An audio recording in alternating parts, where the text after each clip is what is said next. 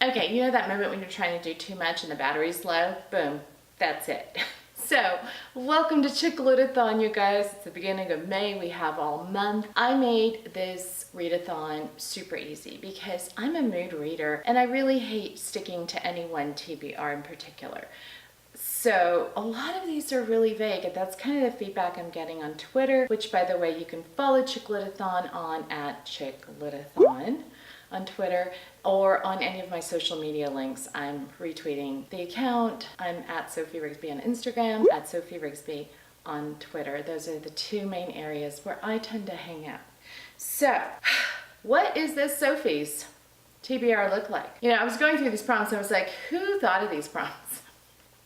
So the first one is read a Sophie Kinsella book, and I went through the video. I'm going to link it up there, where I discuss most of Sophie Kinsella's books. Yes, I forgot a few, but wouldn't be Sophie if I didn't forget. Can You Keep a Secret is one that I haven't read. So my good friend Kat from TMI Source, she recommended that I read Can You Keep a Secret, and I'm going to read it, Kat. I'm so excited. This is the one that is about a girl named Emma Corrigan who keeps secrets from her mother, her boyfriend, and her colleagues. And I'm sure everything comes to some sort of frantic moment with all those secrets.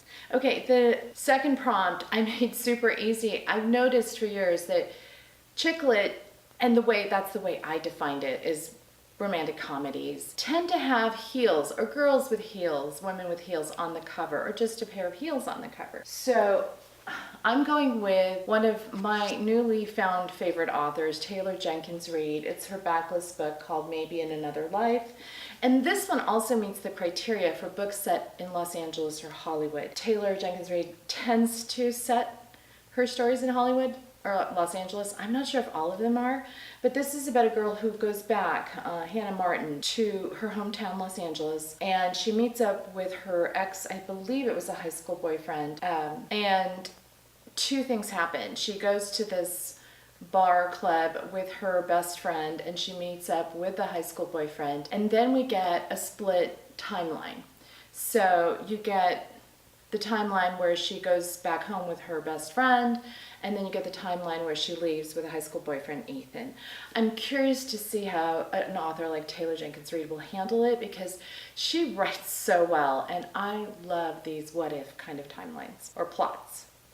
Okay, the next book is a historical setting book, and I'm kind of pushing this, but it does feature a main character, Vasya, the Bear and the Nightingale. Historical setting, yes, it's kind of folkloric. Look at this beautiful, it's the English edition cover, and it's about a girl in northern Russia who is hidden from the world, and she grows up wild and willful, and much to the chagrin of her family. I love the word chagrin. So it sounds like there's a bit of magic, a hidden kid, mayhem, I'm sure, and Russian lore. And you guys know that by now. Slavic lore, it's the thing I love. Read a book set in Los Angeles. That's going to be my Taylor Jenkins Reid book. I'm going to double up on that, I think.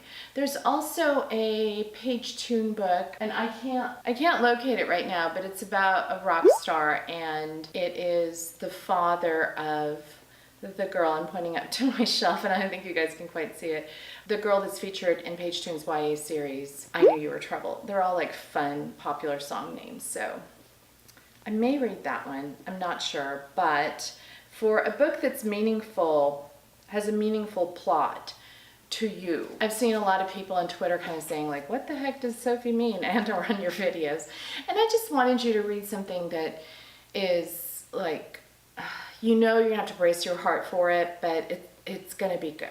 It's gonna be good. And female protagonist is the only requirement. So I got an arc of The Girl He Used to Know by Tracy Garvis Graves from Vilma Iris on Instagram when she had a giveaway. And I don't know why I've waited for this book, probably because I've been in a book slump. Yeah, thank you, Taylor Jenkins Reid. And this book is about, they say it's a lot like The Rosie Project and Eleanor Oliphant, and it's beautiful and heart-wrenching. I thought chick lit was supposed to be light. Okay, this is about Annika, rhymes with Monica, Rose, who's an English major at University of Illinois, and she's very anxious in social situations where she finds most people's behavior confusing. She'd rather be surrounded by the order and discipline of books or the quiet solitude of playing chess. Jonathan Hoffman joined the chess club and lost his first game and his heart to the shy, awkward, yet brilliant and beautiful Annika. And the two of them have a love affair.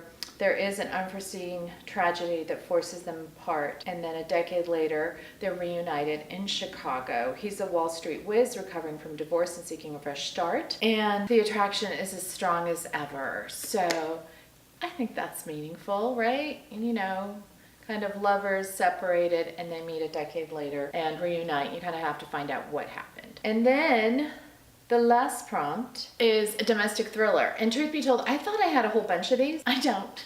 But I did buy Liane Moriarty's What Alice Forgot, which is a backlist book. After I read Big Little Lies, I went on this binge going through Liane Moriarty's backlist and kind of picking out, I think I picked out 3 books that I really, really wanted to read. And this is about, again, an amnesia plot. You guys, look for that Chick Lit-a-thon 2020. I'll probably do amnesia plots. Alice is 29, crazy about her husband and pregnant with her first child. The next thing that happens is she comes to on the floor of a gym, is whisked off to a hospital where she discovers that their honeymoon is truly over. She's 39 years old, has 3 kids, and is getting divorced. And so she's lost these 10 years of her life. And the book covers, you know, I'm sure, what happened in those 10 years. Anyhow, the next video that I'm going to film is going to be suggestions for books set in Los Angeles and Hollywood, because I think there are quite a few people that are struggling with that. It's a setting I love and Kat loves, so we'll help you out with some suggestions. I'm hoping you guys are well on your way to starting Chick Lit-a-thon. I'm not very good at vlogging. My life is a little too busy. So I think what I'll do is a weekly update and just look for that. So I think my first one will probably be this weekend maybe, or Monday. I don't know. No promises, right? So do me a favor, won't you? Click the subscribe button and hit the bell icon, and it'll alert you to when I do post. And also give this video a like. Thanks so much for watching, and hooray, Chick Lit-a-thon has started.